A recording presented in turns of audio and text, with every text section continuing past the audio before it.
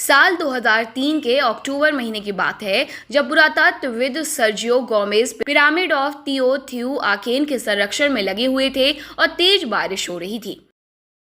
एक रात Sergio Gomez अपने काम में मसरूफ थे कि तभी बारिश का पानी जमीन के अंदर जाने लगा और देखते देखते एक छेद हो गया। इसके बाद अगले दिन गोमेज रस्सी की मदद से इस छेद के अंदर गए। लगभग 14 मीटर तक नीचे जाने के बाद उन्हें एक सुरंग दिखाई दी।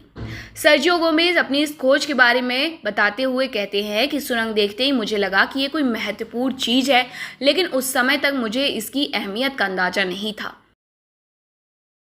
लेकिन कुछ समय बाद हमें समझ आया कि ये सुरंग 2000 साल पहले तिओतिहुआकेन शहर ने बनाई थी। दरअसल तिओतिहुआकेन सभ्यता के लोगों द्वारा बनाई गई सुरंग की खोज और उद्देश्य को समझने में लंबा समय लगा। यहाँ हम उस सभ्यता की बात कर रहे हैं जो ईसा के जन्म से 450 साल पहले भी थी और ईसा के जन्म के 550 साल बाद अपने चरम पर थी। इस ऐतिहासिक शहर में लगभग 2 लाख लोग रहा करते थे। तिओतिहुआकेन शब्द का मतलब होता है जहां आदमी भगवान बनता है। इस बारे में समझाते हुए विशेषज्ञ कहते हैं, क्लासिकल पीरियड के दौरान हिस्पैनिक काल से पहले अमेरिकी महाद्वीप में यह सबसे ज्यादा आबादी वाला शहर था।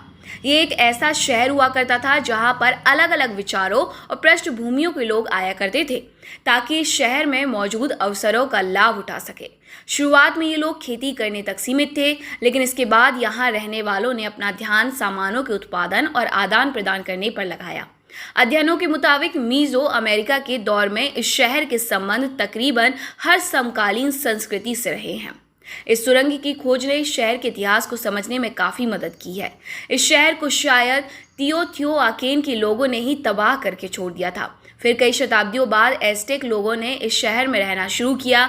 इस सुरंग की तलाश करने के लिए चलाए गए अभियान को त्लालोकन कहा गया, जिसका मतलब धरती के अंदर का रास्ता है।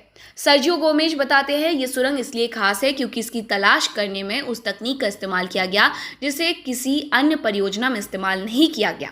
इन तकनीकों में लेजर स्कैनर और 2 रोबोट्स शामिल हैं। ये पहला मौका था जब मैक्सिको में किसी पुरातात्विक खोज में रोबोट्स का इस्तेमाल किया गया हो और इसके पहले सिर्फ मिस्र में इस तकनीक का प्रयोग किया गया था।